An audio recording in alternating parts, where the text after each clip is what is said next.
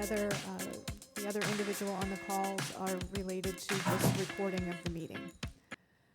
So with that, we're going to move along to the approval of the minutes from the January 27th meeting. I'd move approval of the minutes. Second. Okay, and then so we have a second by Ms. Schulstrom, all approved. Aye. Aye. Okay, so we will move forward to the next item, which is our update for the FY23 budget development. I took the presentation a little bit out of order because I was very fortunate that Dr. Glenda Sheffield is going to give us an overview of our summer presentation, our summer program that we're going to be implementing this year. I know that was a big topic of discussion last year, so she'll be able to share some updates from last year, as well as changes we're making in the program this year, how we're able to engage the students and reach out more to the students. Heather. Yes? Oh, are you able to hear now, Ms. Brown?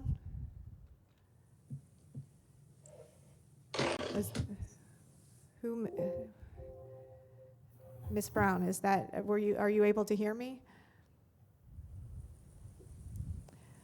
Okay, so I still think we have some minor technical difficulties. I will work on communicating with Ms. Brown while we start the presentation with Dr. Sheffield. So we're going to start with an overview of the summer program, and then we're going to get into an update of the FY22 budget, and then getting into the FY23 budget outlook that we have from the state legislature now that the session is complete. I have some very positive news to share there. An overview of the Esser Funds, what we've been doing with the Esser Funds and where we stand with those, and just a quick update from Education Resource Strategies for those members that have been on the committee for a while.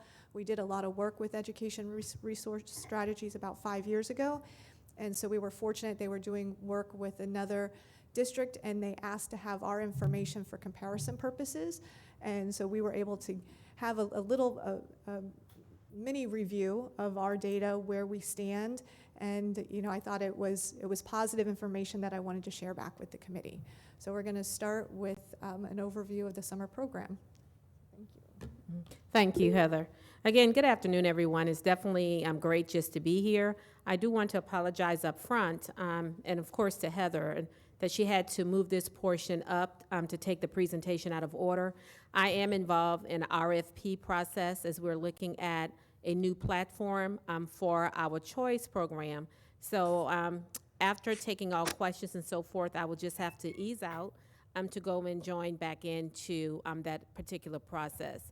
So as we go into just talking about our the work that we're going to be doing this coming summer, in terms of trying to continue to mitigate and work the instructional losses and working with our students, I like to always start with the first two slides, just to remind the community, remind everyone about that Student Academic Support Plan, the SASP, that we created in the midst of COVID.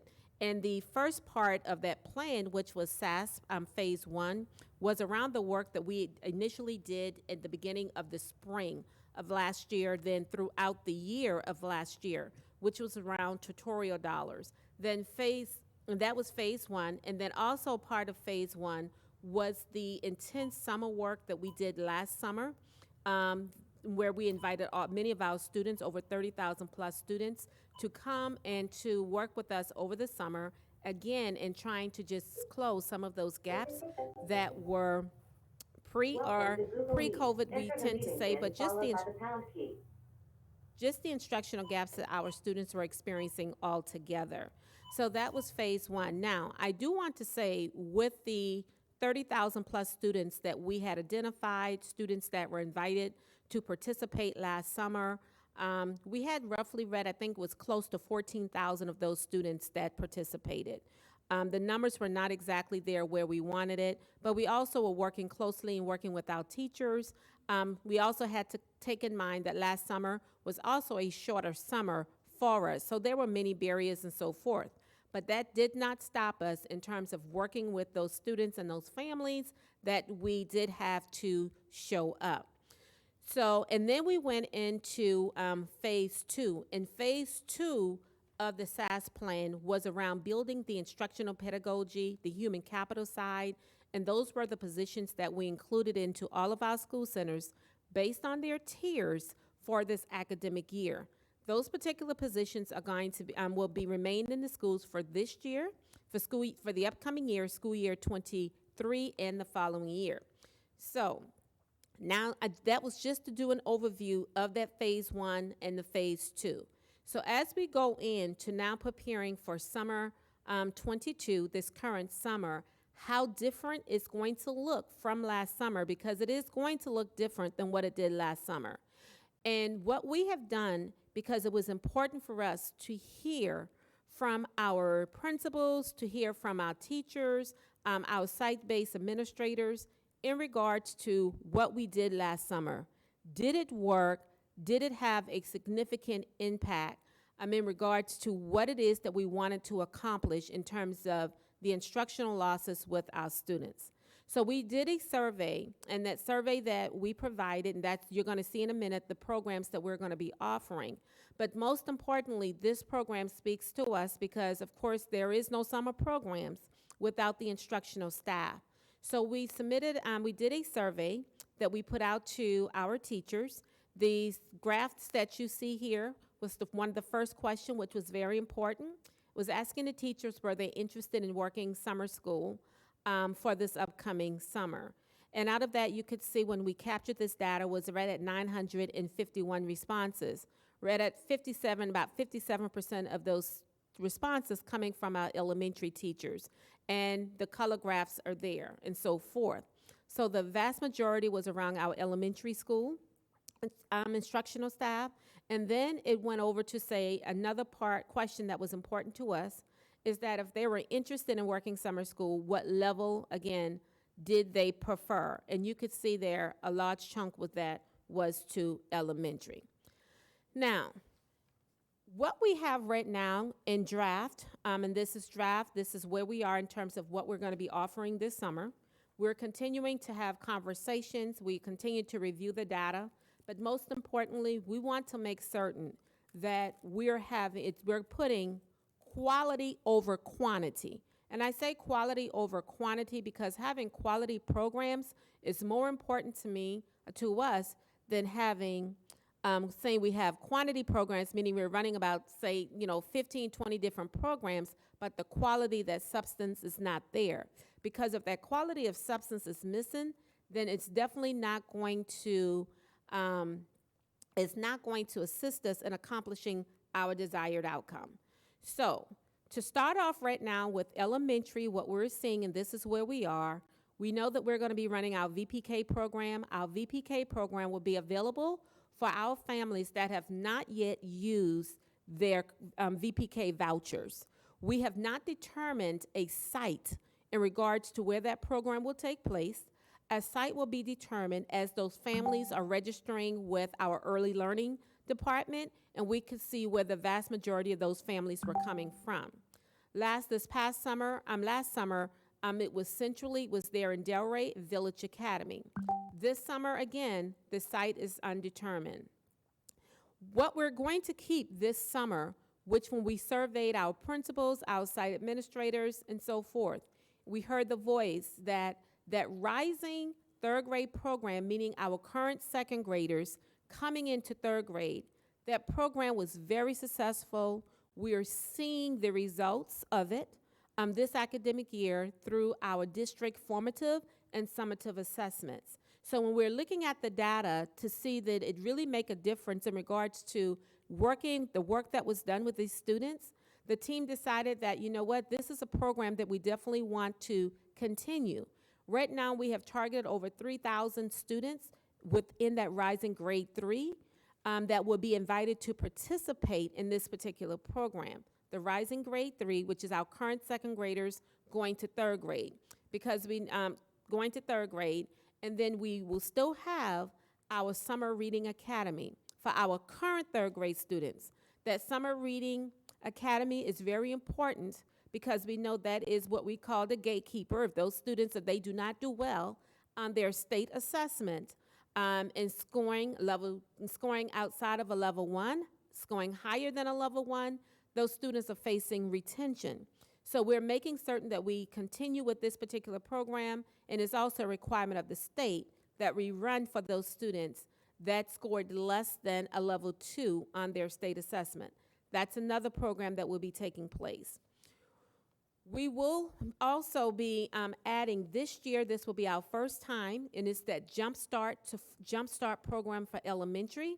What that is that we have identified approximately 38 to 40 students that are currently in 4th grade, and those students are 2 years behind, or where they've been retained twice, or even with their age. What we found, I may have found like a student that was 13 sitting there in 4th grade, just in terms of talking about the retention. So we went to look back in regards to our overage students that we had in elementary school, and the reason behind, and many of it has been because they've been retained 2 and 3 different times. And with that kind of retention, you can imagine the age disparity there, right? So we are looking, we will be bringing in that Jumpstart program. It's a very robust program that will run slightly over a month. That program is going to be 7 days a week. We'll get into that on another slide. For those 40 students, being very intentional.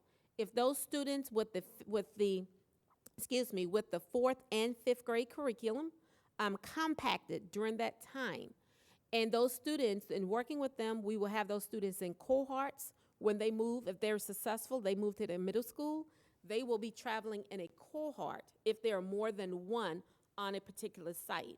And the reason that we would have them to travel in a cohort, say a middle school have 5 of those students, is because they want to be able to continue to monitor those students when they even make that transition, if they were successful there in that Jumpstart program over the summer. And so you intend for these kids to enter 6th grade next Yes, year? we have a very similar program. We have a very similar program that we've been running for many years in middle school, which is for 7th grade students, with the same kind of, with the same issue where they have been retained, say 2 or 3 times, and it becomes to be that age barrier that's there. So it's called Jumpstart to High School, where 7th grade, then those students transition to 9th, and when they get to high school, those, again, the same concept around putting those students in a cohort, if there's more than one there on that campus, to where they could be monitored and the remediation and support continue. Because those, we have to remind ourselves, those students are gonna need continuous support. We can't think it's gonna be a one and done, right? So those are the 3, so that's what we're doing there for elementary, along with continuing our ESY for our ESE students, and also our ELL, our ESOL program for our ELL students, and our migrant programs. So these are the programs right now that will be housed for elementary. All of our summer programs, particularly with elementaries, is gonna be on cluster sites. The regional superintendents right now, they are working together in determining the cluster sites for their region. And so that's important. What we are also doing in determining the sites is that we are working with the county and looking at the county and the camps in which they are offering, because that's important to us to look to see what summer camps the county are offering that are on our school campuses, because we would like to see to where we can offer our summer programs on some of those same sites. And why that's important to us is that we found, excuse me, that many times our parents will say to us, I would like my child to attend, but your hours is not great for me. I need my child to be there, say 7 to 5 or what have you, so they cannot come to the summer program. They must go to summer camp. So if we work with the summer camp and we're on the same site, they could drop them off to camp. Camp will bring them over to the academic program. Academic program will take them back to camp at the end of that day. So that just is so smart, I think. And it leads into the question I had. What kind of counseling, nudging, pushing do you intend to do to make sure the kids, that's one of the incentives, I think, to sign up. How else will we make sure the kids get there? That their Well, we will parent- be, I'm going to get to that, where we're going to be providing transportations and so forth. Well, I mean, in just having the impetus.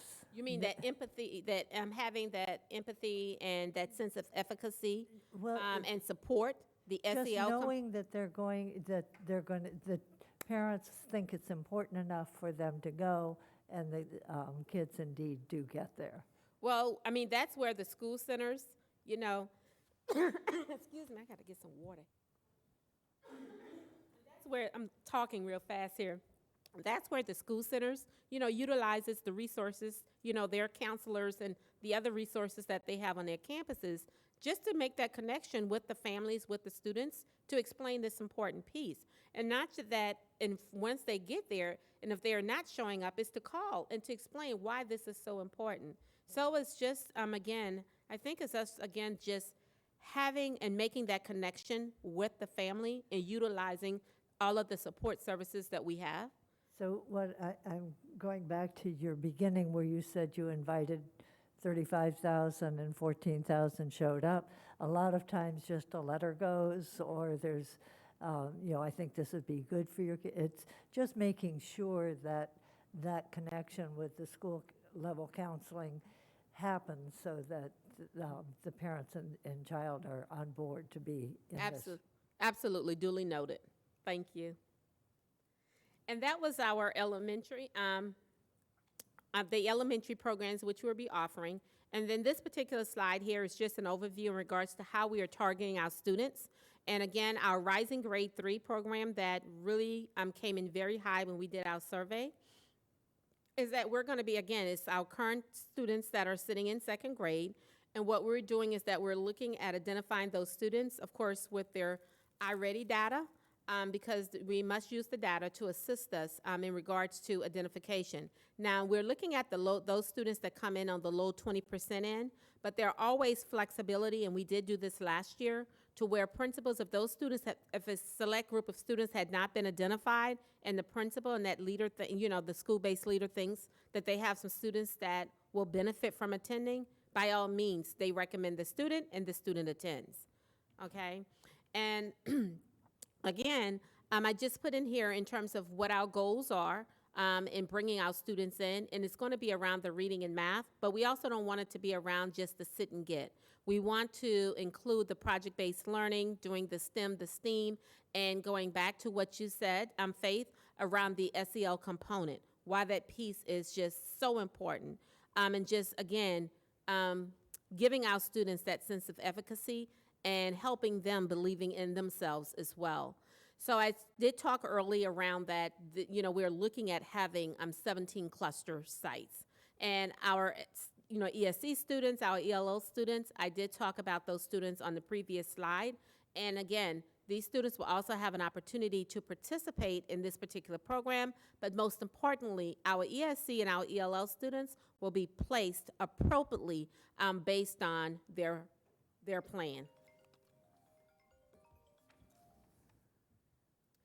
And then we have, of course, the Summer Reading Academy. I did explain in regards to what that particular program entailed, and that was just our third grade students that scored a level 1 on this upcoming state assessment. The students, again, will have to attend. Right now, looking at the data that we're using, our formative summative assessments, right now, we're saying that we foresee about 2,700 students, and our goal based on continuing to work prior to us pulling this data, that we will expect that number to go down. But it's important, you know, in terms of all transparency. That's why we utilize the data to where we are tracking our students, where we can make certain that we are planning accordingly and so forth. And I did talk about our Jump Start to middle school. These were the students that were in 4th grade. As I said, we had approximately 38 to 40 students identified. We have not selected the middle school to where this program will take place. We will work with the principal supervisors, looked in regards to see how those students are coming out. in terms of the region and placed accordingly to where they're not spending a lot of time with transportation getting to and from. So we would like for it to be centrally located. And as I indicated when I was talking about our Jumpstart to middle school, this select cohort of students, where our other programs are going to be 4 days a week, this particular program is going to be 5 days a week. It's just that because district offices were closed on Fridays during the summer on the 10-hour days, the instruction on Friday will be virtual. And we've learned a lot these past 2 years with this virtual instruction. So our students and the teachers, they will continue to provide the virtual instruction on Fridays. But Monday through Thursday, it is indeed face-to-face. And then we go and we talk about our middle school, what we're going to be doing on our middle school campuses this summer. Our middle school principals, they did appreciate, because they always work with their middle school course recovery. They do it during the year. But what we're doing, and we did it last summer, is that we actually provided the funding to the middle schools to where they were able to, not just during the year, but this was for the entire duration of summer school from June 6th to July 7th, where they will continue to receive that funding for the middle school course recovery. And these are the students that have had some mishap, that may have struggled, and needing to go and continue with some credit deficiencies, make up some credit deficiencies that they may have encountered. And this would prevent us, again, from having what we're talking about now with those students that we're having to do accelerated promotion for with the middle school course recovery. So our middle school principals do a phenomenal job in working with the students that may have had some mishaps and are behind on their credits, but need to do the credit makeup, and this is during the time in which they will do it to ensure their promotion from one grade to the next. And I did talk about that the Jumpstart, the elementary, from elementary to middle, that was new for us this upcoming summer. But this Jumpstart to middle school, we have done this for many, many years, and it's been very successful. This is going to be on a high school site. Again, it's based on where the students will be coming from once all that data has been collected. And this is a program, again, of course, when you survey, we did the survey, of course, our middle school, and believe it or not, our high school principals, they really enjoyed this program because at the end of the day, we're trying to figure out and we want to get our students engaged and just want to increase their efficacy in regards to graduating them to where they could go and be successful. And just like we did with the elementary, we will continue to provide the ESE and the ELL and migrant services for those students as well over the summer. And this slide here is just a quick recovery, a quick overview. And I think I gave the overview as I was talking about each of those programs around the course recovery, which we prioritize normally is those 8th grade students that are behind in credits and are facing jeopardy of being retained in grade 8th and not going on to high school. But with the additional funding that the schools are receiving, they have the flexibility of opening it up to grades 6 and 7 to where we're just not waiting till those students get to 8th grade and not just waiting for them to get the 8th grade, but being retained in grade 6 or being retained in grade 7. Then we're having the overage students the following summer having to do the jump start. So again, we're just being proactive. So having it to open up to grade 6 and 7, of course, I'm sure we've seen fewer students being retained, or that have been retained. And then our high school programs, one thing that came out from the survey, particularly with high school, I'll go directly there to that second bullet, is that the high school principals, what came out of there, if that was something that they would wanted to have seen, it was that can we add or can we receive funding to offer an ACT, SAT prep? Because they were finding that many of their students were struggling or were not successful in terms of getting their state assessment ELA score, and they are that algebra score, the EOC score, and the ACT, SAT score could be used as a concordant score. So this is providing, and not only that, most importantly, is also will assist those students that's looking to go on to post-secondary that have not yet attained those scores, are having some difficulties, but it's giving them another opportunity in two folds. So we're adding the ACT, SAT prep on our high school campuses this summer to where those students that are in either of those categories, starting with our seniors, but if high school principals, if they have some additional students and have space, that those students want to participate to do the ACT, SAT boot camp prep, then they will have an opportunity to do so. But the priority, of course, for this will be the seniors, then they will scale back to their juniors, their 10th graders, and so forth, providing the opportunities for the students. So this will be new on our high school campuses. I'll go back up top. Back up top here is where high schools normally was funding this program, and it was their Edgenuity. It's called credit recovery for those students, again, that were behind on their credits, because we do know they need at least 24 credits to graduate high school. And now they're receiving funding to where this program can be offered during the entire summer, June 6th through July 7th. Now, and it's not just for seniors. So they start with their seniors, but with the additional funding that they're receiving, they're able to scale it back, starting from their seniors to their juniors to their 10th graders or what have you. And then also with the additional funding, what it's also allowing them to do is that if you see there, July 20th for the class of 22 seniors, meaning that they have the flexibility with the additional funding to where they don't have to end when summer school ends. If they still have seniors that should be graduating this year, but they still have some credits that they are shy on, and it's a possibility that those additional weeks will, if they continue working, they could earn those credits to allow them to graduate. So we've built that in as well. And then we're doing the driver's ed this year. We did it last summer. We did not have the behind the wheel component. We will be bringing back the behind the wheel component this summer. And just like elementary, middle, and high, elementary and middle, we also providing the services for our ESE and our ELL students. And this particular slide was just going over what I covered on the previous slide. And right now, when we talk about our seniors and why it was so important with the Edgenuity, providing those additional fundings where they could do it all summer, do it for that month, but we have added those additional weeks on for our seniors. Right now, when this data was ran, and we had right at about 4,800 seniors that were identified that's needing their concordant scores or their state assessment score. And I'm sure that number is going to be much less as they're continuing to do retakes, as they're continuing to retake or take the ACT, SAT, and so forth.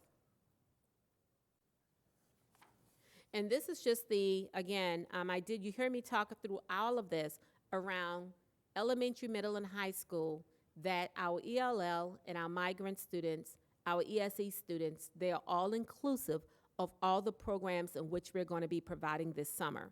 Those students are going to be identified very different. Of course, those students are going to be identified based on their LEP plan as well as their IEP plan.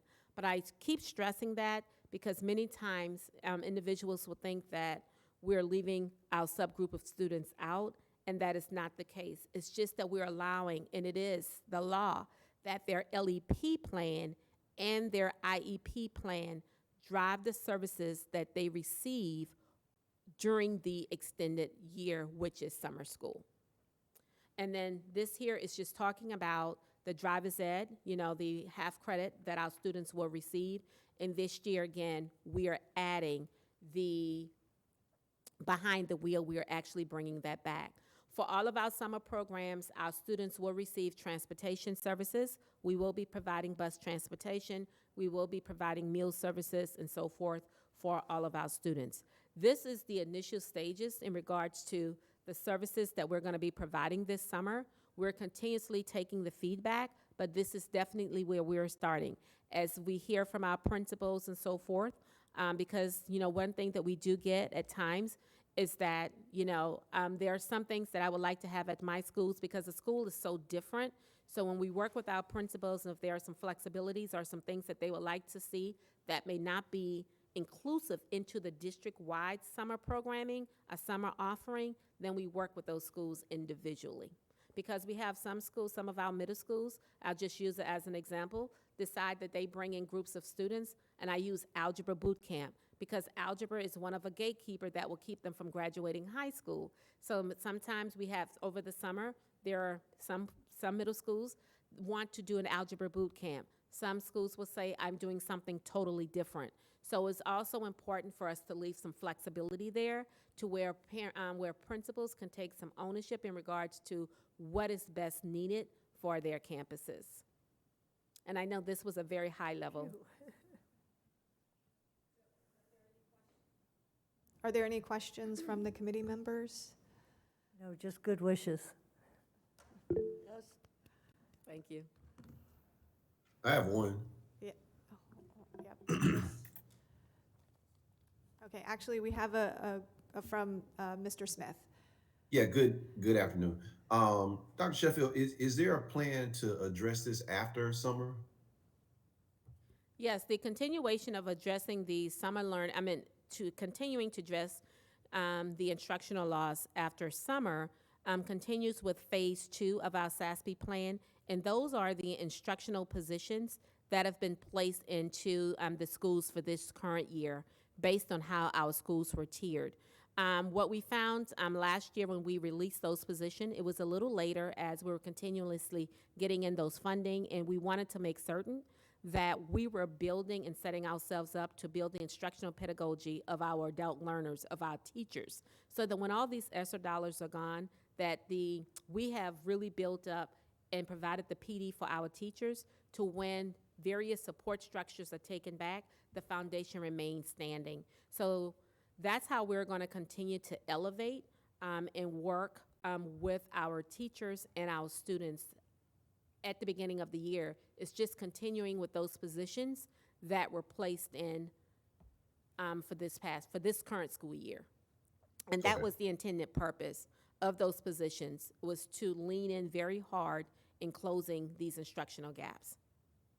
And I just wanted to add that during last year's Budget Advisory Committee meetings, Dr. Sheffield and Mr. Oswald gave a detailed overview of each of those programs. So in the appendix of this presentation, I included an overview of each of those different programs that we're offering throughout the year that Dr. Sheffield, and so I could actually just go through those real quick.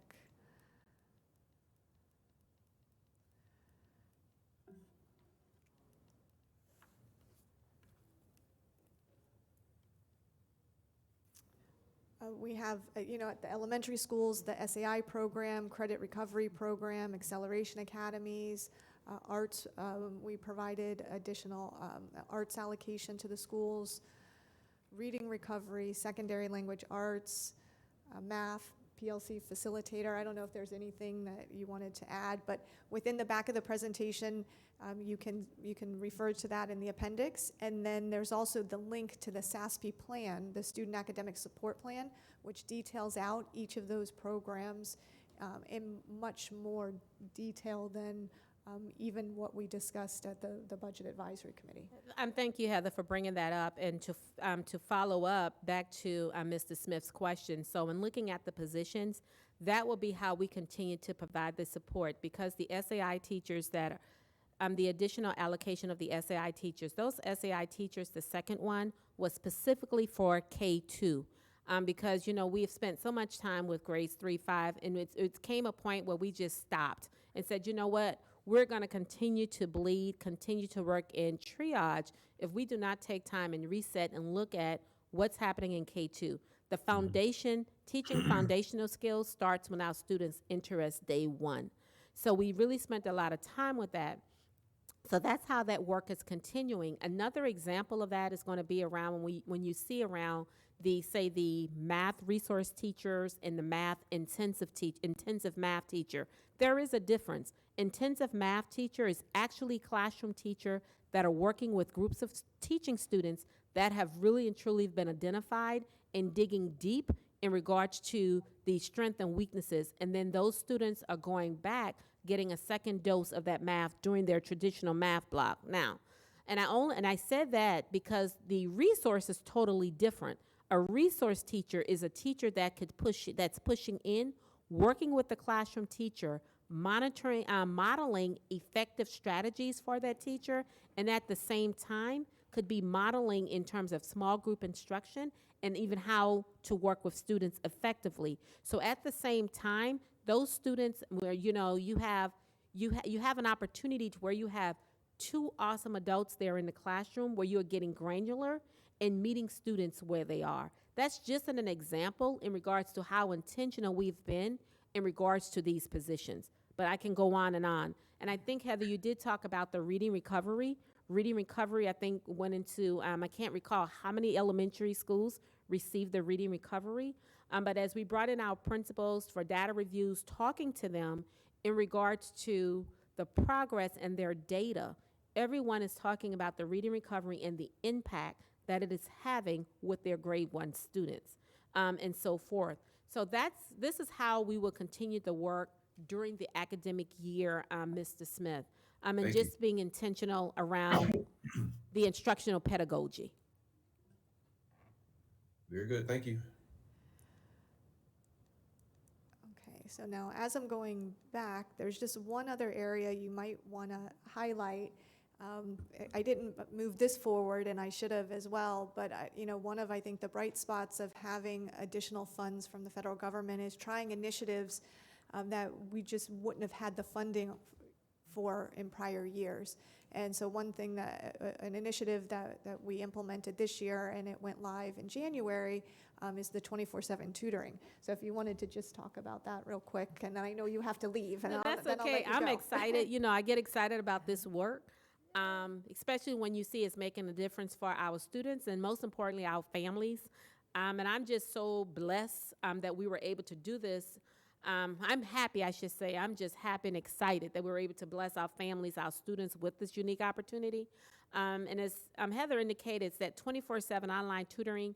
Was a little skeptical when we started talking about it, like what this would look like. We've never done it before. So we went through the RFP process, just looking at the various companies and opportunities. And what this is, strictly secondary students, grades 6 through 12, is where our students have 24/7, have an opportunity to get 24/7 online homework assistance. Teachers are using it in the classroom during small group instructions and so forth.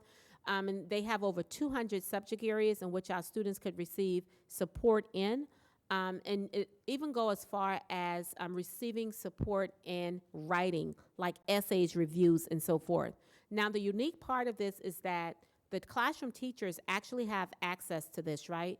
So for their classroom, so they literally can go in and they can watch and get a copy of the transcript and see the interaction between the teacher and that tutor. So when the student comes back, the teacher could see the kind of assistance that the student was receiving. So when they're providing that instruction or they need to pull that student in for some additional one-on-one to make certain that they understand that skill, that is powerful, right?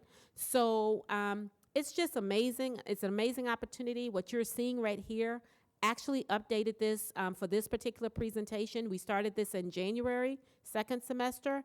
Right now, we had over, over 39,000 students that have had tutorial sessions.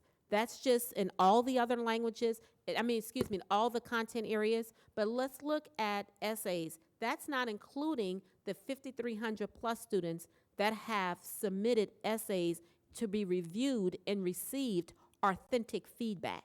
And me telling you doesn't do any justice. Is for you to be able to see the kind of feedback, authentic feedback, and the conversation and what's taking place with our students and these tutors. Now, I have to say that, and one thing that what we are doing is that when we look at it, because I do monitor this, we do have, some hot pockets that, it's not being utilized in certain areas to where we would like to see it being utilized in some of our schools.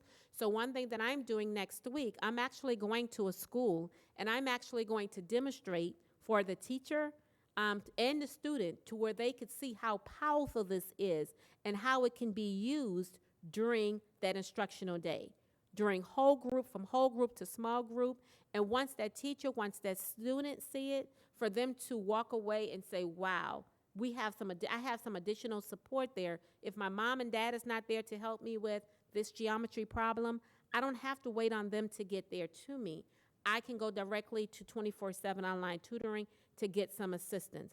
When I'm in the classroom and my teacher's working with a group and I'm in another group and my peers, we're stuck, I could utilize my device because we're one-to-one, and I could reach out and use my 24/7 online and get the assistance. It's very powerful. We're excited about it. We only did it for a semester because we wanted to see the impact and see if it was going to make a difference and how it was received by our families and our students.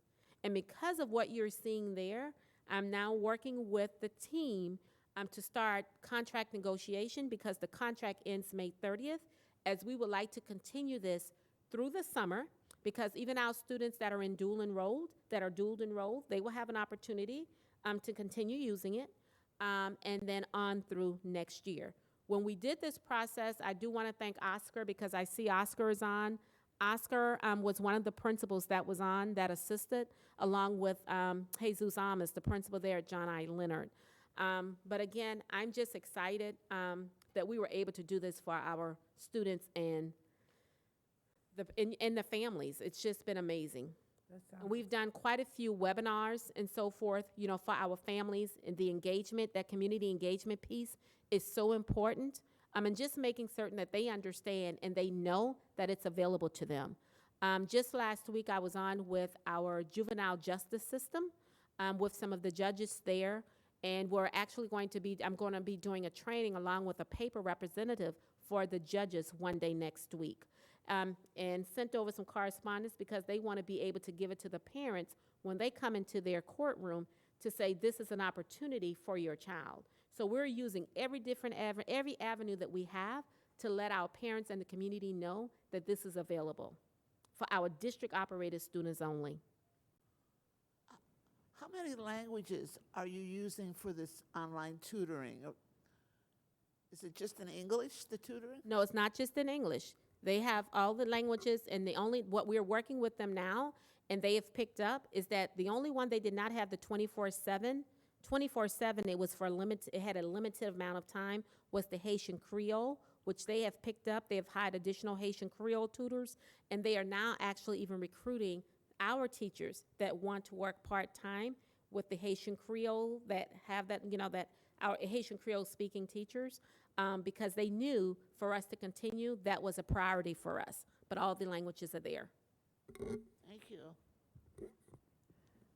Okay, thank you, Dr. Shetfield, and I know you have to leave, so thank you very much. And thank you all, and I'm sorry for taking. No, I know the committee appreciates knowing why we're here and reminding us why we're here, which is to service the students. Okay, so let me get back to the FY22 budget update. So that's where we stand, a little update as to where we stand right now. So we do expect, if you recall from going into FY22, this is on slide 20, we did have an increase in our fund balance of approximately $100 million. The reason that we had an increase in our fund balance was because of the Esser Funds. And in addition to the federal funds we received, the state also held us harmless in terms of the loss of enrollment that we had. So our revenue from the state was held harmless in FY21. Our district was proactive, and there was no guarantee that our revenue wasn't going to be impacted in that FY21 school year. So we went into the year making reductions in our department staffing. And then we also made some reductions within our school staffing as well. We had a reduction, like I said, of 6,000 students, but we didn't fully adjust and align the school-based staffing to that reduction in enrollment because we still had hopes we were going to see enrollment rebound. Well, going into now in FY22, we were able to maintain our enrollment. We went down approximately 33 students, so we maintained our enrollment in district-operated schools. And we worked in FY22 to, again, start to realign our enrollment back to projected enrollment. Since we had those ESSER dollars available, we didn't want to fully align the staffing again for the schools. We wanted to use a step-down approach, and we used those ESSER funds to allow us to keep 50% of the positions at the school sites that they would have lost if we would have fully aligned our staffing to enrollment. But we have been able to, because of vacancies being, slightly more than prior years, and even though we've had an increase in operating costs, it does appear that we are going to our expenses are going to be equal to our revenues this year. So we do expect to maintain our fund balance in this current year, which means that we're not going to have any reduction of all those one-time funds that we were able to keep and accumulate going into FY22. Can you tell me again why the fund balance is increased? What Well, happened? and then, so that was from FY21 to FY22, we had an increase of $100 million because we were able to, we started to make reductions in our budget in FY that even though our revenue was held harmless from the state. At the same time, we received federal dollars as well to cover all those additional costs that we had related to COVID. So you saved money during COVID. So we were able to save money during COVID, which is our Partly one-time. because you got new funds and partly And because we were held harmless, and because we had a reduction in our operating costs in FY21 because schools were not fully operational. All the schools were open, but they were not at full capacity because we were still doing some virtual teaching at that time. So we did have savings that we were able to accumulate, but those are all one-time, non-recurring. And it's because of the state hold harmless, which was a result of the federal funds that the state received, that they then passed through to us. And then in addition to that, we received federal funds, Esser Funds, where we were able to take additional costs, all those increased costs related to COVID, and put those within Esser. So with those savings that were generated, those are one-time funds that then we were able to increase our fund balance. In FY22, we're going to be at a break even, so we're going to have a slight increase in our fund balance, but that the increase in our fund balance for this year, for FY22, is related to restricted categoricals. Because since the schools, since we received all this additional federal money and the schools have been receiving additional dollars at their school sites to utilize for tutoring and for other purposes, the restricted categoricals, like for example, APIB, industry certification, the schools are not utilizing those funds that they have available to them because they have these other funding sources available. And so we're seeing an increase in the restricted funds from the state that we cannot repurpose for any other reason, because within the statute it mandates it has to be carried over for the school and utilized at the school sites. So is there any fear that the state will try to recover some of that? They have not ever in the past tried to take back categorical funds. The only way that they would be able to do that is through a legislative change, because it actually is in state statute how those funds would be utilized. I was thinking about the fund balance, that if they For say if. For purposes of the fund balance, I actually do have a slide on that the state is actually concerned and sent out a letter in February saying that they were concerned that districts are putting recurring expenses within the federal dollars that they know are going to have to go back to their general fund and operating fund, and they're concerned of districts creating an additional funding cliff. And even though our intention was not to put recurring funds into Esser, or those federal dollars, some of those are going to be recurring. For example, we have increased cleaning now at our school sites. That's going to have to continue even after those federal funds are depleted. We added HEPA air filters at all of the school sites, and it costs $3 million a year to replace those filters. So once the federal funds are over, we are going to have to reabsorb these costs back into the district. The 24/7 tutoring that we talked about, these are initiatives that we were able to try because we had additional funds. If we see a benefit for these programs, those programs, we have to then, make that tough decision later on to say, well, what are we going to cut in order to be able to keep them? Although we're very fortunate to receive the federal dollars, you also have to be very strategic in how you utilize them because it does create a funding cliff. And make sure you know what makes a difference. Correct. And so we do expect this year that we didn't spend down our fund balance at this point. We expect to maintain our fund balance. The increase, like I said, in the fund balance is, I do expect it to be related to those restricted categoricals. So within the APIB funds, and that's because the schools, it doesn't look like at this time that the schools are spending as much as they have in previous years. And when I go back and look in previous years, I really have to go back pre-COVID. So going back to 2018, 2019, 2019 was our last full year in operation prior to COVID. In addition to that, we did utilize our Esser dollars for our textbook adoptions. That's a risk that I've been mentioning to the Budget Advisory Committee for several years, that the state is not actually funding our textbook categorical or our textbook adoptions adequately. It's not enough to cover the true cost. So we've been able to utilize our Esser funds for textbook adoptions. So that then is going to then increase our textbook categorical because that money is going to be saved for future adoptions. So we're going to see that to start to increase. So even though the fund balance is going to increase, we won't be able to use those funds for any other purpose other than what it's mandated within state statute.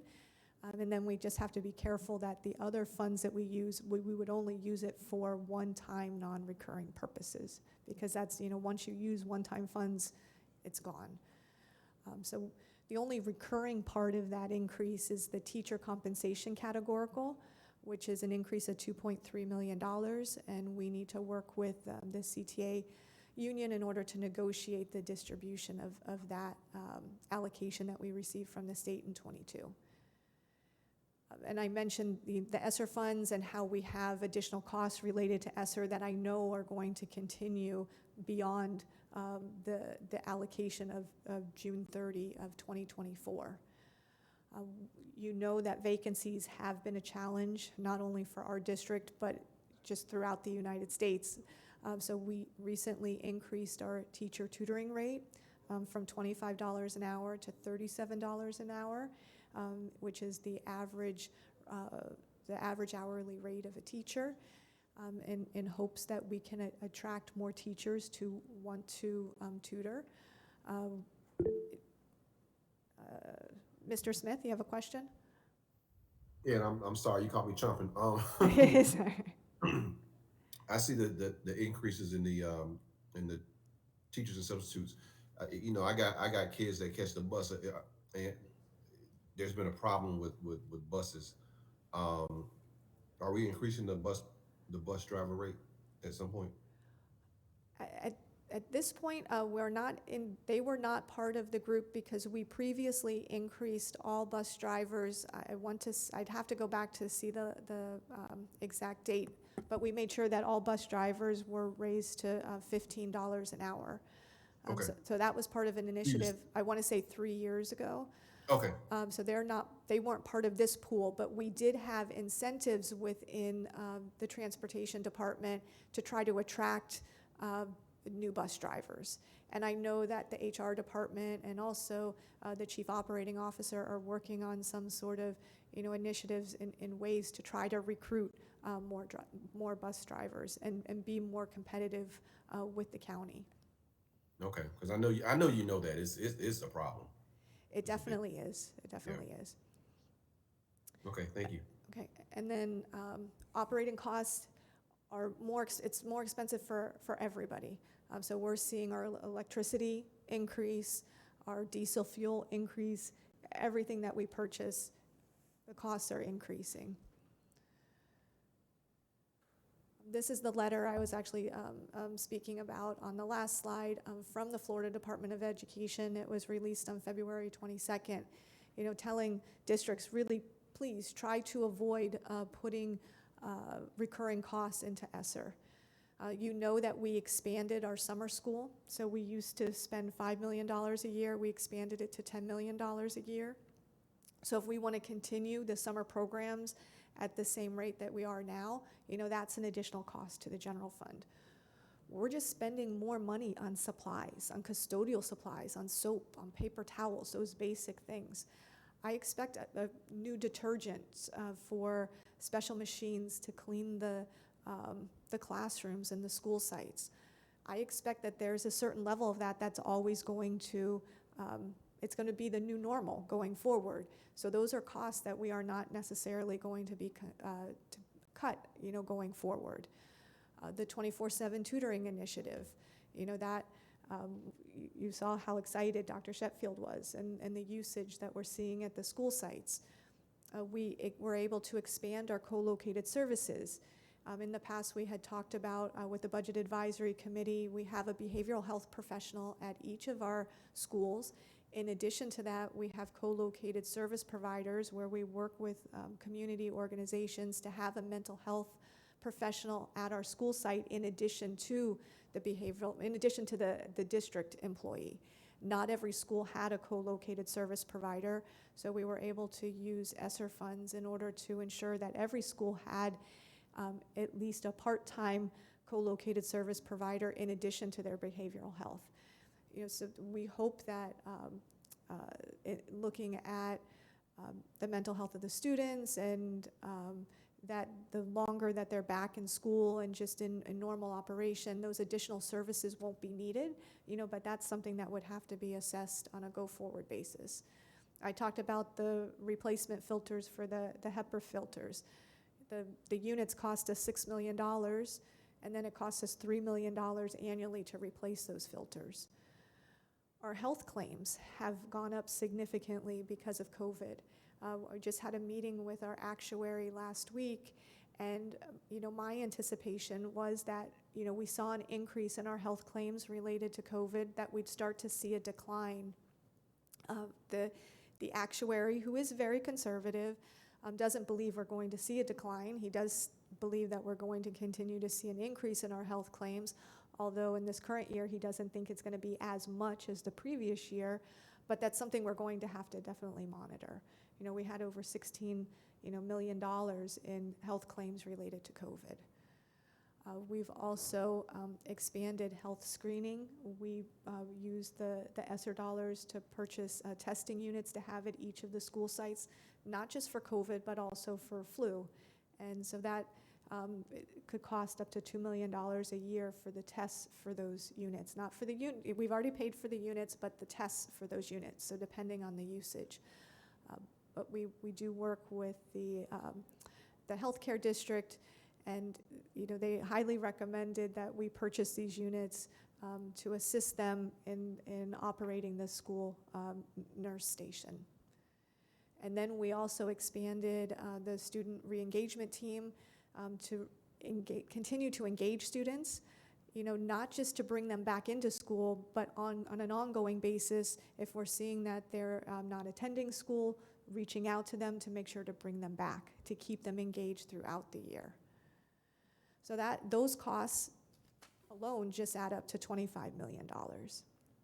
So we do know that we are going to face a significant challenge come June 30th of 2024. This is just a sobering reminder of how quickly your fund balance can be spent down. So each of these are shows the Urban 7, the fund balance for the Urban 7 going back to 2007. The purple is Hillsborough School District. Hillsborough School District at one point had the highest fund balance in the state. They're now the lowest in the state within a 10-year period, and you can see that there was a significant drop. And so that's what happens when you start spending your one-time funds on recurring costs. If you have a structurally imbalanced budget where your expenses are more than the revenue that you're bringing, you're spending more than the revenue you bring in, then the money goes pretty quickly. And so we do have, like I said, we had an increase in our fund balance of $100 million, but that was one-time funds. So we have to be very careful to use that for one-time purposes. And if you go back and look at the Great Recession that was in the period of 2009 to 2012, you can see we built up our fund balance at that period as well, and then we gradually spent it down over the next several years. And so this is in a very similar situation. The federal government, and for the same purposes, the federal government provided funds. You're able to, create some one-time savings, so then you can use that to create a soft landing. So that's where we stand for FY22. So for FY23, the legislative session is over.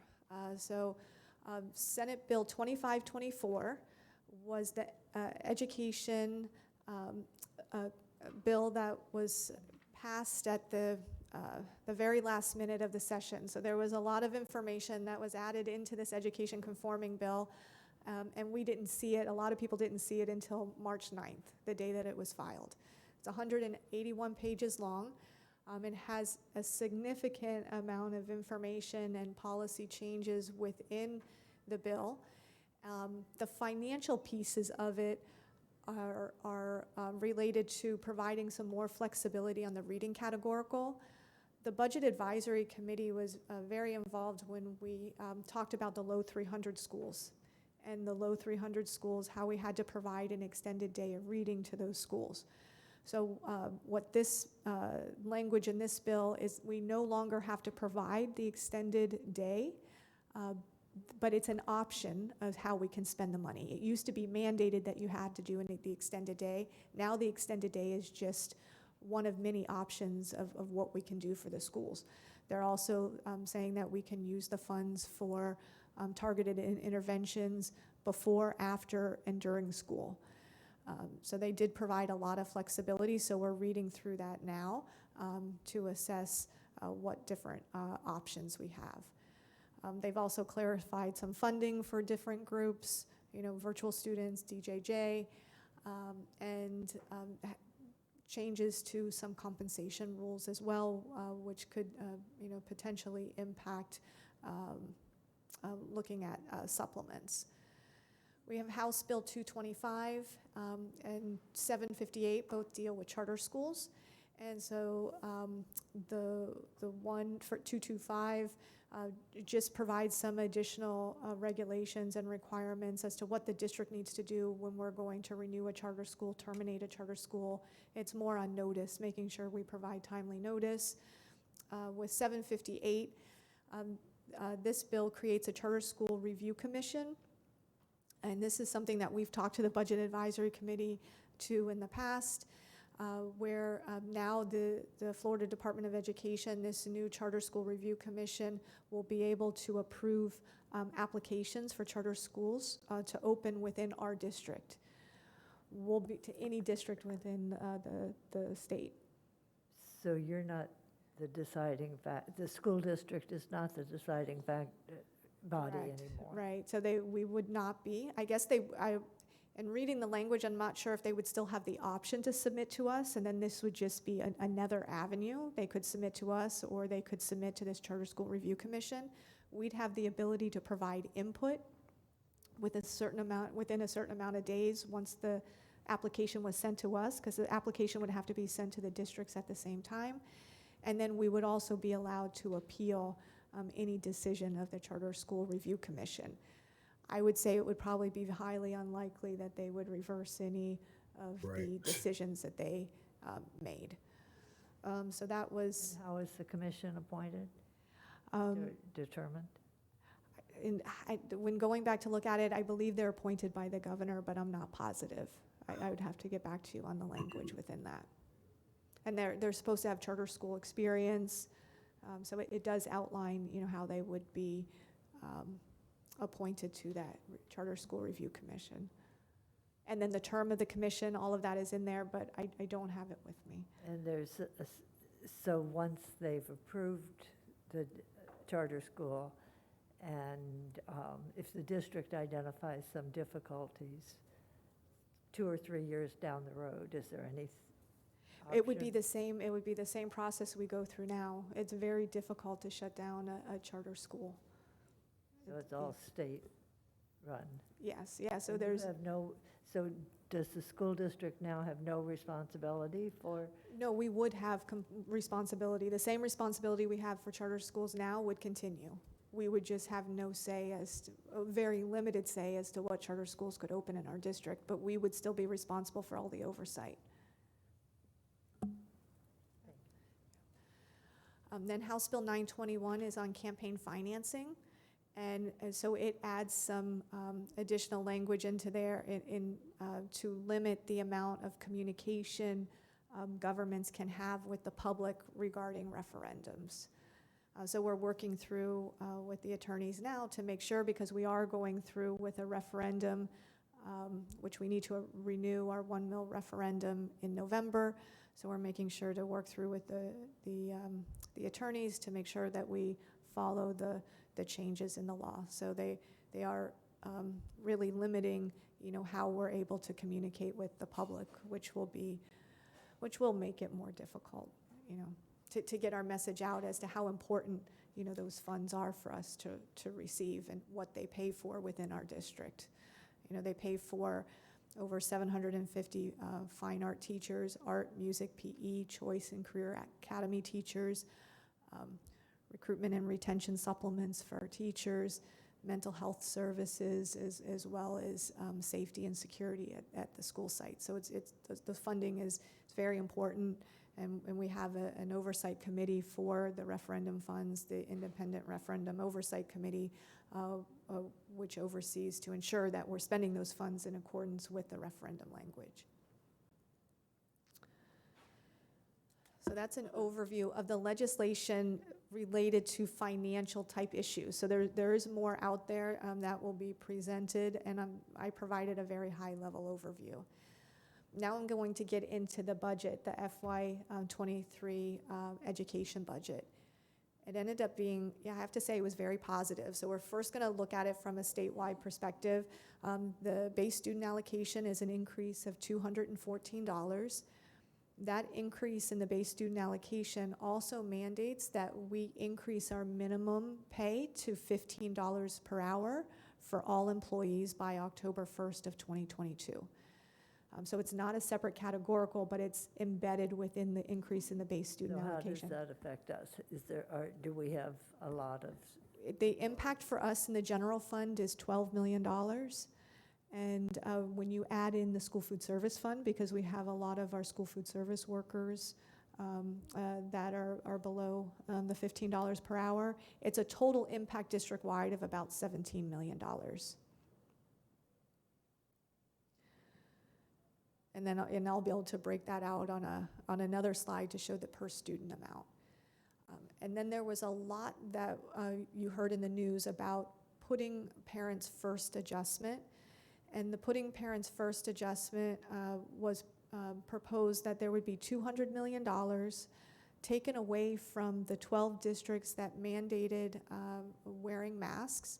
And then they would give that $200 million that they were taking from the 12 districts, and they'd give it to the 55 other districts in the state. They ended up in the final legislation and budget that was approved. They're not taking the funds away from the 12 districts, but right now they've set up $200 million, not in FEFP, but in a state grant outside of FEFP in school recognition. They've set up $200 million to allocate to those school districts that they feel complied with the governor's mandate. We believe that our district, that was the mask issue. We do, as a district, believe that we complied with all the mandates from the state, and do think it would be unfair, unjust to exclude the teachers within Palm Beach County, not only the teachers, but all school-based staff at those schools that were high-performing during the year. So I guess we'll wait and see what happens, but right now, what is being put forward is that the 12 districts would not be eligible for those funds. Mr. Smith? Yeah, I was gonna ask about that. I didn't know what the outcome was about them trying to claw back the money. Um, I didn't hear where you said that. Where's that coming from? You said it's not coming from FEFP, but where's that 200 million coming from? Is that no? Well, where I believe that it came from is that in the previous bills, the base student allocation was a little bit higher than what it is right now. So in the final bill, the base student allocation was reduced slightly from what the Senate had proposed, which was higher than the House. And then the other adjustment that was made from the previous education budgets is there was a reserve set aside for growth of enrollment. And that would mean that when the state establishes the education budget, they set what the projected enrollment is going to be. If the projected enrollment ends up being less, nothing happens. If they don't give us any more money, but they don't take any, nothing happens to us. They keep our money the same. If actual enrollment comes in higher than what the state projected, then what they do is they say, oh, we only have so much set aside. We're going to reduce funding from all of you, from all districts, in order to make up for that increase in enrollment that we didn't forecast for properly. So there was a proposal, so the previous budget proposal had a reserve in there to say that, okay, there might be an increase in enrollment over what we projected, so they set aside funds, which meant they wouldn't have taken any money away from us if actual enrollment came in higher than projected. So when the final budget came out, that was gone as well. So that was gone, and there was also an adjustment for the base student allocation. And I'm sure there's some others as well, but I think that's the bulk of where the money came from in order to set this state grant aside. Does that help answer your question? It does. I was just wondering, like, okay, if they got 200 million set aside for this school recognition, and it's 12 districts, I'm assuming the urban 7 encompasses the 12. Then we're talking like some school districts that probably have, a lot less student enrollment and probably a lot less need than the other 12. And I'm just wondering, like, where they're going with this. Well, and the purpose of school recognition is to recognize the hard work and dedication of the instructional staff and the school staff at those schools that are high performing, that actually saw a change in their students, so that were A schools or had a significant change in their grade at their school sites. So it's recognizing the hard work of the staff at the school. So to arbitrarily exclude them is unfair. It's Right. unfair, it's unjust, and it is. I mean, I don't know how else to state it, but Yeah, I agree. it's I completely agree. yeah. So I mean, I do agree. We went back to look at the last year we received school recognition, so that was in 2020, and so it was $8 million or $10 million was the amount we received. Over 10,000 school-based employees received an average of $825 bonus, that they're not going to be eligible for, so, and $200 million, that allocation that we received was based on, I believe, $120 million total statewide allocation. So this is almost double that. And then, like Mr. Smith mentioned, some of the largest districts are not even included within that at this time, but there wasn't a list that was provided of the schools that were eligible. It's going to be based on the current grades that come out. And so I'm still hopeful that the state isn't going to penalize the students, especially when we believe that we followed all the requirements that we were mandated to follow as a district. Right. Right. Thanks. So in addition, there was an increase. So in addition to the $15 per hour increase in the base student allocation, there was also an increase in the teacher compensation categorical of $250 million statewide. 50% of that is supposed to be to help bring the The minimum up to $47,500. The remainder can be used for veteran teachers. We're already at the $47,500, so we'll be able to use the whole amount to benefit our whole teacher group. And then there was an increase in the FRS rate of 1%. And 1% for us equals $10 million. So it's a pretty significant increase in the FRS, but something that we were expecting. And we do want the Florida retirement system to be fully funded. So you asked Ms. Schulstrom about the breakdown of the $15 and what that means. So I have it broken out by bargaining group. You just said the 1% equaled 10 million? 10 million, yep, for the Florida retirement, for each 0.1%, it's $1 million. So the cost of increasing to $15 per hour is $12.1 million in the general fund. And then you can, for the other funds, which is primarily the food service program, it's going to cost $4 million, and this includes benefits. So it's increasing the salary as well as the benefits. A big portion of that is our custodial staff are below the $15 per hour. Our after-school staff, so a lot of our hourly workers are below that rate. So a significant, our paraprofessionals. So we knew that this was a risk because there was I don't know that it was a constitutional amendment, but it was a voter approved that we increase the minimum wage to $15 per hour, and we were supposed to phase that in through, I believe it was 2027 or 2028, and it was an unfunded mandate at the time. So we're very fortunate that the legislature saw that as a need and funded that.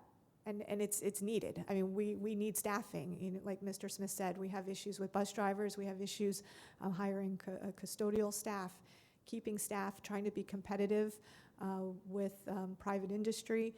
So we are very fortunate and excited that the legislature recognized the value of our employees.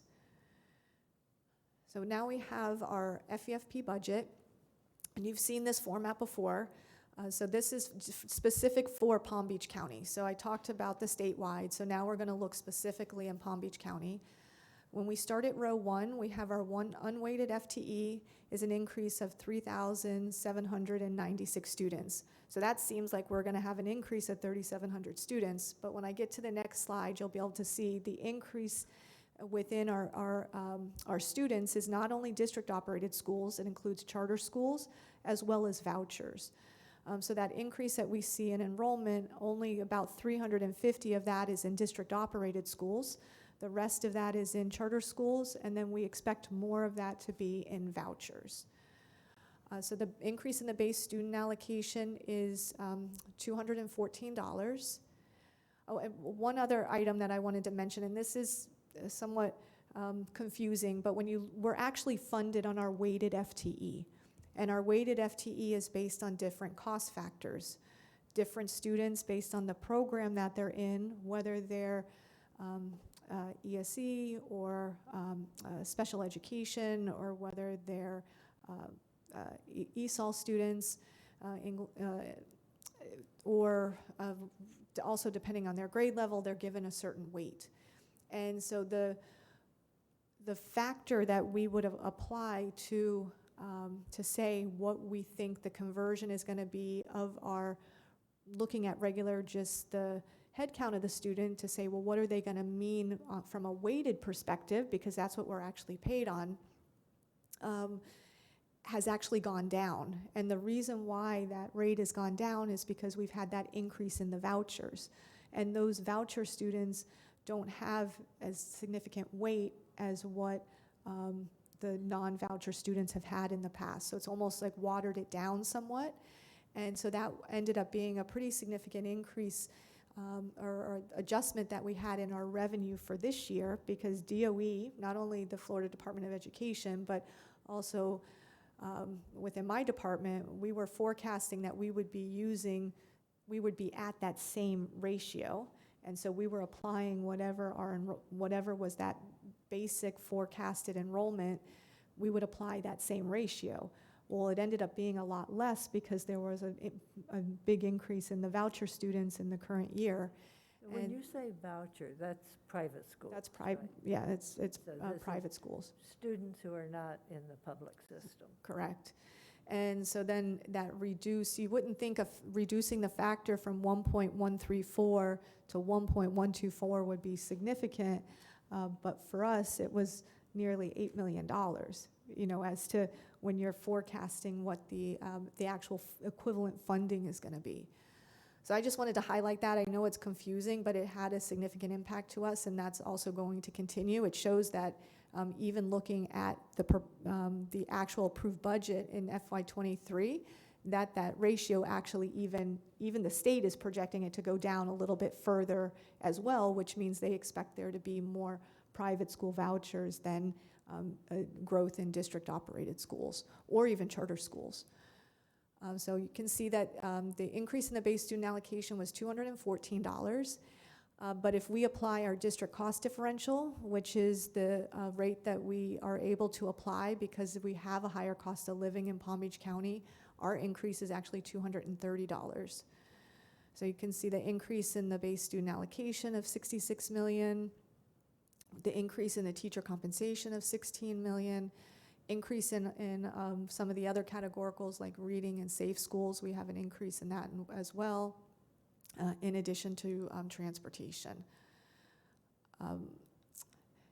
But looking at the increases of all those different categoricals, that also includes what we're going to be passing through to the charter schools as well as to the private schools. We have an increase in our tax roll, which is projected to be right now a 7.42% increase in property taxes in Palm Beach County. But since we have equalized funding, we're not going to see a corresponding increase in our funding of 7%. But there is an increase in the projected tax roll of 7%. And what I was talking to you about before is the enrollment breakdown. So we have a projected increase in enrollment of 3,796, which is in rows 39 through 43. So about 360 of that is in district-operated schools. We expect a little less than 1,000 in charter schools, and nearly 2,500 increase within the voucher program or the private schools. The Florida Department of Ed believes that we're over-projecting that number slightly. We asked for a larger increase. That was denied. They did give us 900 of the additional amount that we were requesting, but I am concerned that that even might be under-projected from where when we look and we trend it from looking at prior years. So the net available to our district is, right now, we're looking at $68 million. But if we were to look at that increase in the base student allocation of $230, and we take into consideration the increase of the $15 that we're mandated to do, that takes away $74 of the $230. We have enrollment growth in our school of the 360 students, and a new school that we opened so that we have all the administrative staff associated with that new elementary school. That's going to cost $8.67 per student. We also have, and I'm calling it enrollment growth within ESC and ESOL, but it's not really a growth of enrollment. It's just students that were identified between our 11th day of school and the day that we pulled the information for our allocation purposes for FY23. So we pulled the enrollment for allocation in the beginning of February, and that's what we use to allocate resources for the next year. And so we had an increase in the number of students identified, and it wasn't that those students were not receiving services. They were receiving services, but the staffing was being funded out of the Esser grant. And so now we'll be pulling those resources back into the general fund, so that's a cost of $42. We have the increase in FRS, which I mentioned, that's $61. Increase in electricity, just because of the increase in rates at FPL, that's $18. So that takes that $230 increase that we have per student and brings it down to $25. And that's not even taking into consideration the increase in all the other operating costs that we have potentially. So enrollment continues to be a challenge. We were able to maintain our enrollment this year, but you can see when you're looking at the bars, the district-operated enrollment is blue, the orange is the charter schools, and you can see the McKay is the gray, and the private school voucher family empowerment scholarship is yellow. And you can see that exponential increase in the yellow that we had between 21 and 22. And we expect that to just continue to expand exponentially because, you know, why would a school want to be a charter school when they could have even fewer regulations than a charter school and just operate as a private school and receive state funding? And I wanted to give a quick update on Esser Funds. We were finally approved with our Esser 3 grant, which was the American Recovery Plan, on March 17th. So it was approved pretty late. We submitted it back in December, and it wasn't approved until, oh goodness, what was that, last week? But we need to make sure that we're receiving public input. We have not received any official public input on the plan, but we do have an email to the board office. We also have a dedicated ARP email to provide feedback.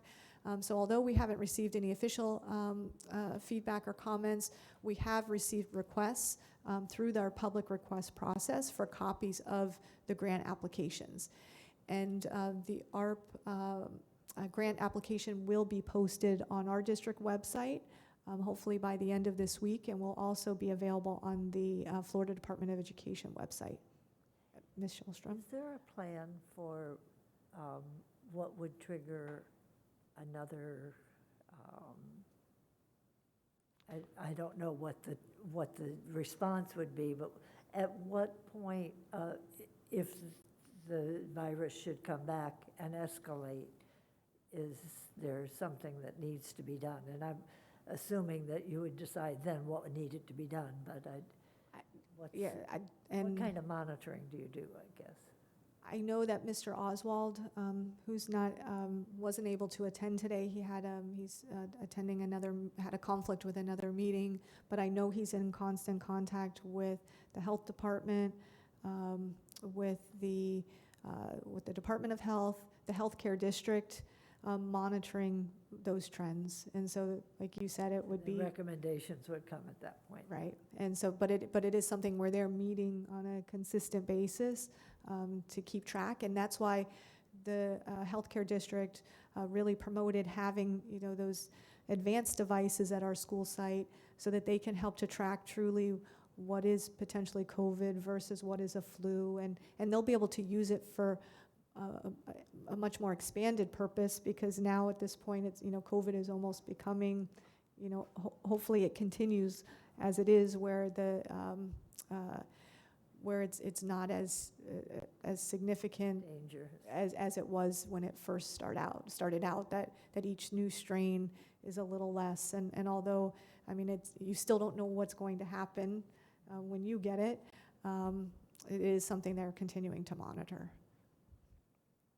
But we are open to receiving feedback from the public, and it is something that we monitor. These are the just looking at the Student Academic Support Plan, just an overview of, and this was presented to the Budget Advisory Committee last year. I do have a link in the appendix section of the presentation for the committee members to refer back to the Student Academic Support Plan and the purpose of that plan and the different programs that we have out there in order to help close the gap with the students. And then within, just a reminder of our Esser dollars. So we have 3 different tranches, Esser 1, 2, and 3. And we have it broken out into 4 categories, primarily because those are the categories also mandated by the state.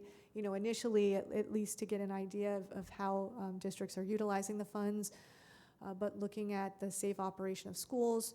So a lot of that is related to just the cleaning, but also includes any additional pay that we would pass through to employees for, you know, the work associated with dealing with COVID over the last several years.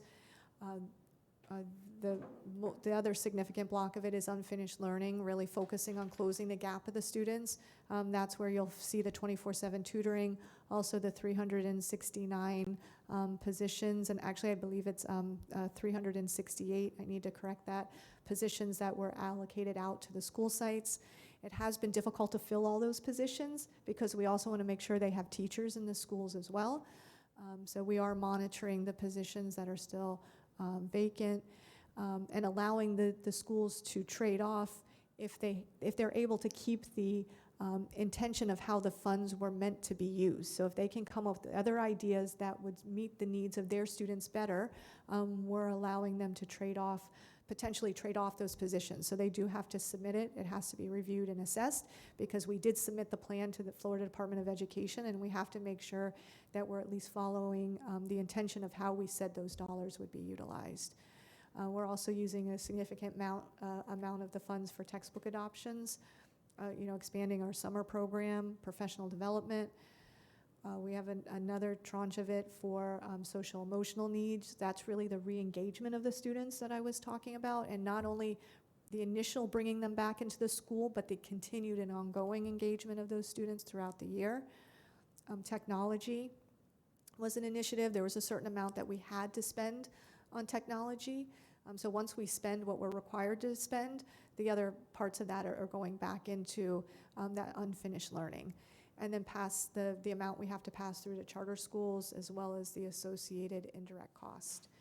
And then we already talked about the 24/7 tutoring, and then we also received additional E-rate grant, and we were able to expand Wi-Fi and have Wi-Fi available for all school districts. And then just real quick, this is an update from Education Resource Strategies. This was something that we didn't have to pay for. They asked us for our data to help with another district they were working on, and I was happy to get the results back that shows they have it broken out between elementary, middle, and high, and they broke out our staffing by quartile of schools. And if you look at quartile 4, which is the one furthest to the right, that would be the schools with the highest free and reduced lunch levels. And then to quartile 1, which is the lowest free and reduced lunch level schools. And you can see that we continue to invest more in our higher needs schools. And so I was happy to see that. So you can see that, for elementary. Sorry, I'm slow. Will you explain that again? Sure. So quartile 1, they broke out our elementary, and they did this for each level. So I'll just explain it for elementary. Part is Title I. The first one is elementary. The one that's blue is elementary schools. The one that's green is middle. And then on the next page, we have high school. But if all the charts are the same, so they broke out the schools into quartiles. So quartile 1 is going to be your lowest free and reduced lunch schools. So between those schools with free and reduced lunch levels of 0 to 50%. The next quartile are your schools with free and reduced lunch between 50 and 79%. Third quartile are schools with free and reduced lunch between 79% and 94%. And quartile 4 schools are those with free and reduced lunch levels of 94% to 100%. And then they have the staffing of the schools within each of those quartiles. And so you can see the staffing ratios for a school with greater than 94% free and reduced lunch is 94.7, compared to quartile 1 schools, which is the lowest free and reduced lunch schools, of 63.5. And so that's comparing the number of FTE per 1,000 students. And so it goes to show that we continue to have higher staffing ratios at our higher needs schools. And that does align with what we're doing with our Esser dollars, all the additional staffing we did provide, and we tiered the resources. So we broke the schools into 3 different tiers. Tier 1 was the highest need schools. Tier 2 was the second tranche of schools. And the Tier 1 and Tier 2 schools are the ones that received the staffing resources that Dr. Sheffield was speaking about. And then the Tier 3 schools were considered the schools that had the lowest need schools, or lowest need students. They receive funds as well, but it was in the term, we allocated tutoring dollars to those schools. In addition to, we also provided tutoring dollars to the Tier 1 and Tier 2 schools. So this just breaks, the middle schools is format is the same way, 4 different quartiles. The free and reduced lunch levels that they have are slightly different for middle and high schools, but it does, although we don't see as much differentiation, it is, we can see that we do have more resources in our higher needs schools than in our lower needs. And I just wanted to close with a slide that I gave you in our last presentation, which is our budget challenges, not only for the upcoming year, but beyond. And I was able to cross out the minimum wage requirement of increasing it to $15 an hour because that was funded this year by the legislature. So I left it on there, but crossed it out. And then with the FRS, that was funded this year, but we need to make sure that continues to be funded by the legislature in future years. We have to continue to monitor our enrollment. And then looking into FY24, we have to make it a priority that our referendum is renewed. It was approved, the resolution to present to the Palm Beach County was approved by our board in last night's board meeting. So that will move forward and now will be on the Palm Beach County agenda for the county to approve so that we can then place that referendum on the ballot in November. That 1 mil for 23 was 225 million. So it's a significant amount of our funds. And actually that I hadn't, because this was a slide from our last meeting, based on the new school tax values, it's actually 240 million is the amount that this is expected to generate. And including the amount we have to pass through to charter schools. It will continue to be a risk and something we need to monitor, that we make sure to use to monitor that funding cliff of the Esser dollars. Those dollars are going away June 30th of 2024. We have to make sure be very careful. If we know we have some recurring costs in Esser, just by the nature of those additional costs. We know they're going to have to be reabsorbed back into the general fund, so planning for that. And then we're also going to have to start planning for the penny sales tax, which that's going to be coming in FY26 or 27, so we can ensure that we can continue to maintain our facilities in our district. And I didn't have this extra slide for the capital budget, but we did talk about the capital budget in our last meeting, and the board does approve a long-term capital plan every single year. And so there are always some adjustments, some minor changes to the capital plan, but that is something that is approved. We have a 10-year forecast that goes out and the main changes of what we're making is really, moving projects up or back, based on the availability of when we can do the work. So with that, that's everything. And so I don't know if the committee has any additional questions, but at least it doesn't seem like it, but it is a brief overview of the budget, and we were very fortunate with what came out of the legislature. And because I did mention in our last meeting that we didn't make any changes to the school allocation budgets other than we aligned them based on enrollment this year.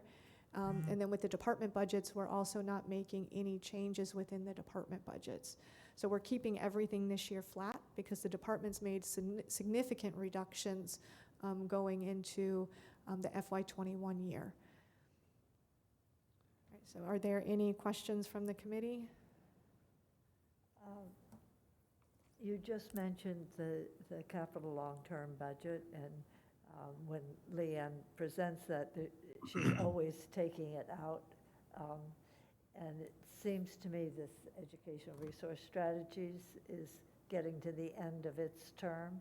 Will we be extending that out for the next years or starting over? Or Well, no, we're actually not, we did not contract with them to perform this analysis for us. They reached out to us because they were doing work on another district, and they asked if we would provide our data as for comparison purposes.